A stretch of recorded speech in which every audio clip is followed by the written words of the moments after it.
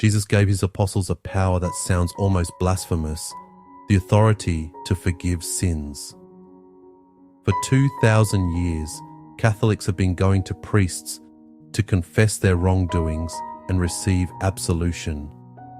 Today, we're exploring why Catholics believe priests can forgive sins, backed by scripture, church fathers, and ancient practices that might surprise you. This sacrament is known by 3 names: reconciliation, confession, and penance, and each reveals something important.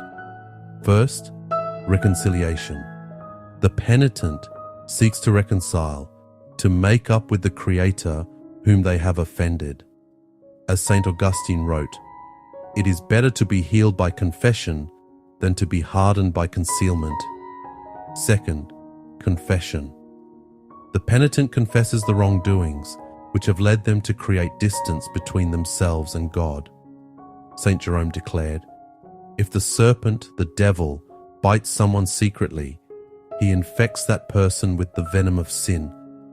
And if the one who has been bitten keeps silence, then his brother and his teacher, who have the word that can cure him, cannot very well assist him."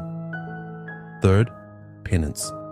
The penitent receives acts of contrition to aid in expressing sorrow for the confessed and acknowledged sin.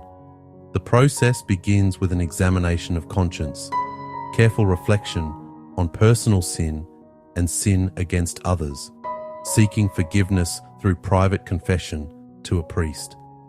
This practice has deep biblical roots. In the Old Testament, Leviticus 5:19 shows priests offering sacrifice for sin. Let him do penance for his sin. Offer of the flocks an ewe lamb or a she-goat, and the priest shall pray for him and for his sin. But Christ himself establishes priestly absolution. In John 20:22-23, Jesus tells the apostles, "Peace be to you. As the Father has sent me, I also send you. Receive the Holy Spirit. Whose sins you shall forgive, they are forgiven them, and whose sins you shall retain, they are retained." Matthew 18:18 reinforces this authority. "Whatsoever you shall bind upon earth shall be bound also in heaven, and whatsoever you shall loose upon earth shall be loosed also in heaven." To Peter, the first pope, Jesus says in Matthew 16:19, "I will give to you the keys of the kingdom of heaven, and whatsoever thou shalt bind upon earth, it shall be bound also in heaven." James 5:16 shows early Christian practice. "Confess therefore your sins one to another, and pray one for another, that you may be saved." The Church Fathers were unanimous about sacramental confession. The Didache, written around 100 AD, instructs, "In church you shall acknowledge your transgressions, and you shall not come forward to your prayer with a bad conscience." Tertullian, around 200 AD, describes the practice.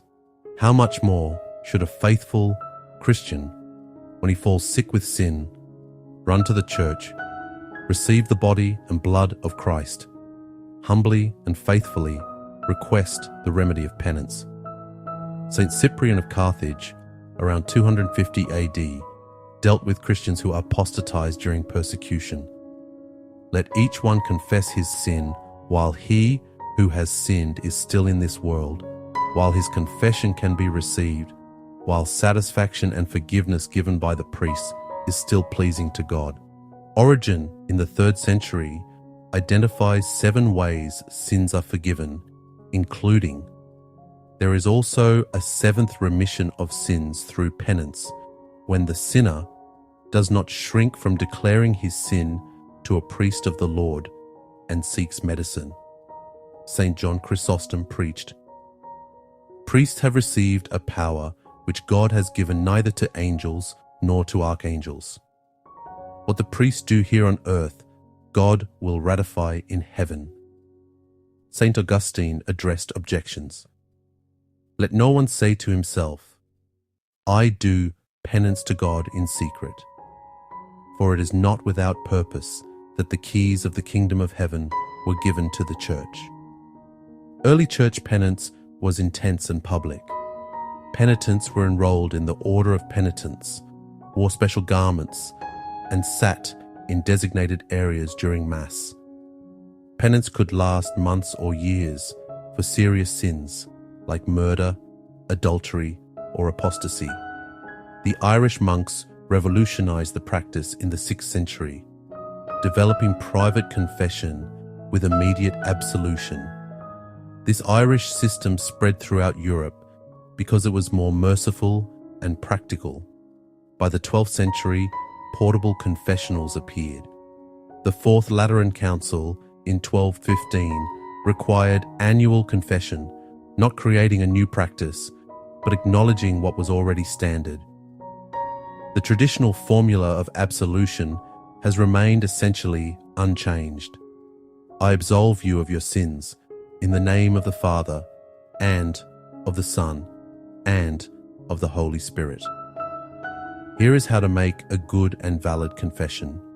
First, examine your conscience through prayer and the aid of an examination of conscience. See link in the description. Second, enter the confessional, and once greeted by the priest, begin with, "Bless me, Father, for I have sinned.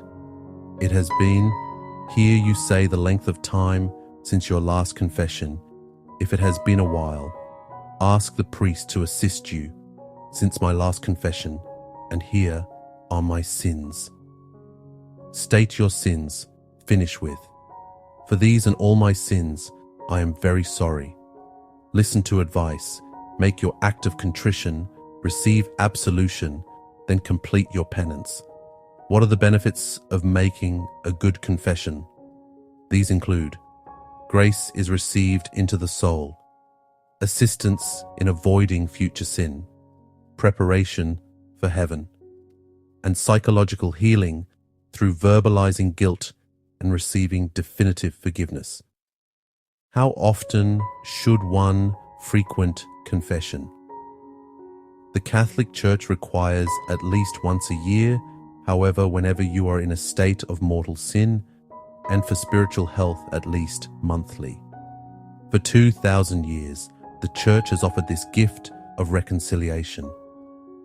From the apostles to the fathers to today's priests, the power to forgive sins continues Christ's merciful work. For an examination of conscience and more resources, see the link in the description. Subscribe for our continued look into the 7 Catholic sacraments. Our next sacrament is anointing of the sick or extreme unction. God be with you.